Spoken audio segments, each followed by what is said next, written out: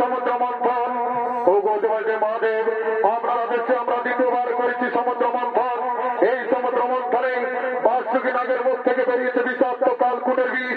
সেই বিষে যারা সহ্য করতে না পেরে আমরা বাধ্য হয়ে বন্ধ করেছি এই সমুদ্র মন্থন।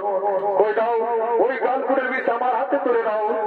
এই নাও দেবাজে মহাদেব, আমরা সকলে মিলে আপনার হাতে তুলে দিলাম সেই কালকুটের বিষ। ঠিক আছে, শোনো দেবতা ও দানবগণ, এখন চিন্তার নাই কারণ। যাও যাও, তোমরা নিজ নিজ লয় করো বাবা।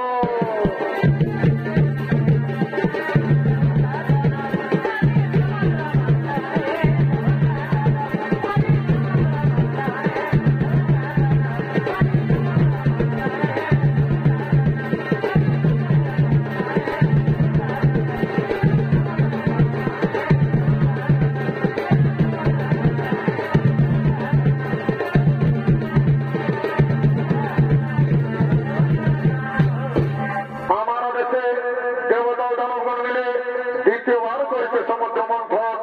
এই সমুদ্র মন্থনে বাসুকি নাগের মুখ থেকে বেরিয়েছে বিষাক্ত কালকুটের বিষ।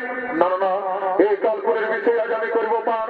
কোথায় গো বিপদ নাসিনী, তোমার স্মরণ করে এই কালকুটের বিষ আজ আমি করিলাম পার। কি যাওয়া, এই বিষয়টা আমি আরো সহ্য করতে পারছি না, আমার বক্ত বেড়ে যাচ্ছে। কোথায় গো বিপদ নাসিনী, একবার দাও দর্শন, একবার দাও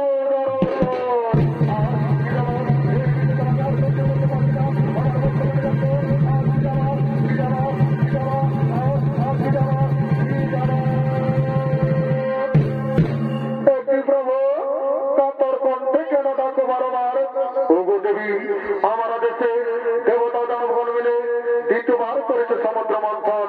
এই সমুদ্র মন্থনে বাসুকি নাগের মুখ থেকে বেরিয়েছে বিষাক্ত কালকুটের বিষ। সেই কালকুটের বিষ আমি কণ্ঠে করেছি ধারণ।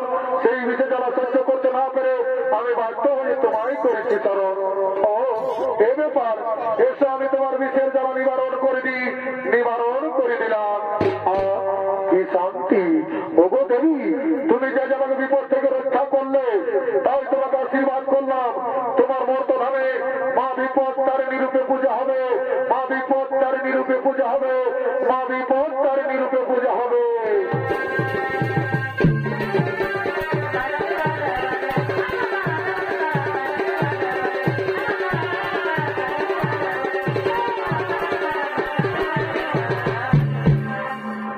মহাদেবের আশীর্বাদে মর্তধামে কিভাবে মা বিপদ তারিণী পূজা শুরু হয়েছিল। বিদর্ভনগরের রানী গুণবতী এবং তার সৈন্যী তারা দিন প্রতিদিন মা চন্দ্রের উপাসনা করতেন। তারা দুজন কথোপকথন করতে করতে রাজমহলের দিকে আগমন করছে।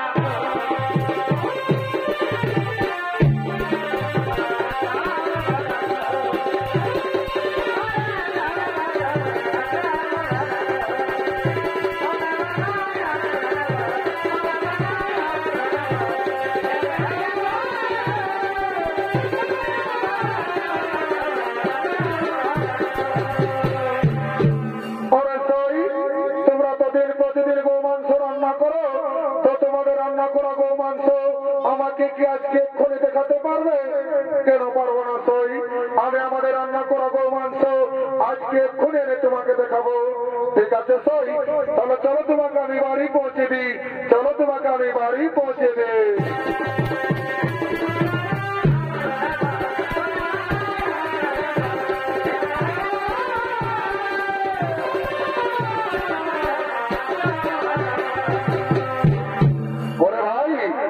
শুনেছি তোমাদের রানীমা কি করেছে?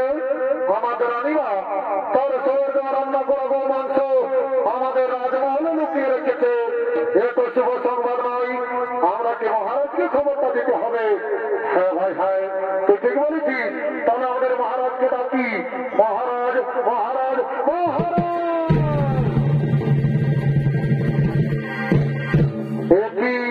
একই রক্ষী কেন মহারাজ মহারাজ বলে চিৎকার করছো? মহারাজ ছোট মুখে বড় কথা। মহারাজ আপনার কাছে আমরা একটি কথা বলতে চাই। হ্যাঁ রক্ষী, তোমরা কি কথা বলবে আমাকে নির্ভয়ে বলো। মহারাজ আমরা নিজের কানে শুনেছি, আমরা নিজের চোখে দেখেছি, আমাদের রানীরা তার সোয়ের দেওয়া রান্না করা গো মাংস আমাদের রাজমহলে লুকিয়ে রেখেছে। মহারাজ হতে পারে না, সত্য হবে ভালো। যা যা তোদের রানীমাকে ডেকে নিয়ে আয়, যা তোদের রানীমাকে ডেকে নিয়ে আয়।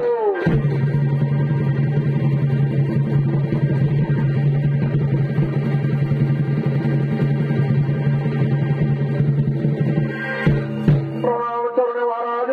একটি রানী, আমি কি শুনছি তুমি নাকি তোমার সোয়ের দেওয়া রান্না করা গো মাংস আমার রাজমহলে লুকিয়ে রেখেছ? না না মহারাজ, এ সত্য নয়। ওরে ওরে রক্ষী, তোমরাকে প্রমাণ দিতে হবে আমার রাজমহলে ওই মন্দিরের দেওয়া রান্না করা গো মাংস লুকানো আছে কিনা। হ্যাঁ মহারাজ, আমরা এক্ষুনি প্রমাণ দেবো মহারাজ।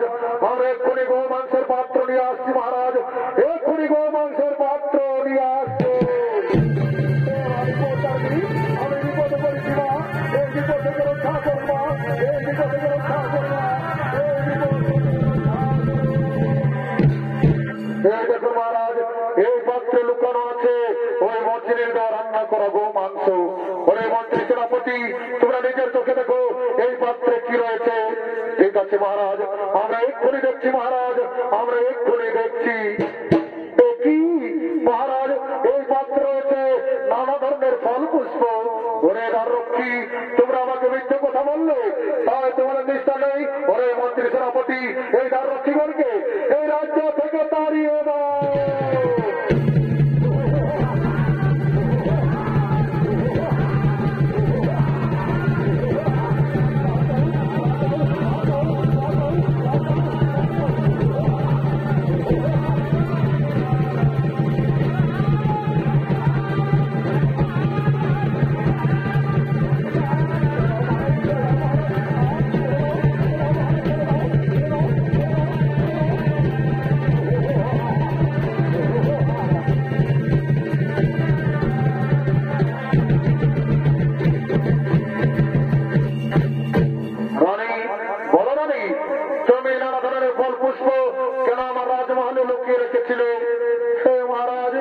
আমি প্রতিদিন মা বিপত্তারিণী পূজা করি মহারাজ, ফল পুষ্প আমি লুকিয়ে রেখেছিলাম।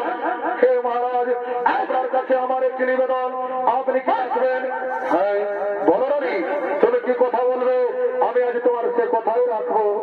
হে মহারাজ, আপনি আমাদের রাজ্যে ঘোষণা করে দিন যেন আষাঢ় মাসে শুক্লা তৃতীয়া থেকে নবমী তিথি পর্যন্ত যে শনিবার ও মঙ্গলবার হয় সেই দিন যেন সকলে মা বিপত্তারিণী পূজা করে। তাই হবে রানী, আজ আমি বিদর্ভ নগরে ঘোষণা করে দিলাম যে আষাঢ় মাসে শুক্লা তৃতীয়া থেকে নবমী তিথি পর্যন্ত যে শনিবার ও মঙ্গলবার হয় সেই দিন মা বিপত্তারিণী পূজা হবে, সেই দিন মা বিপত্তারিণী পূজা হবে, সেই দিন মা বিপত্তারিণী পূজা হবে।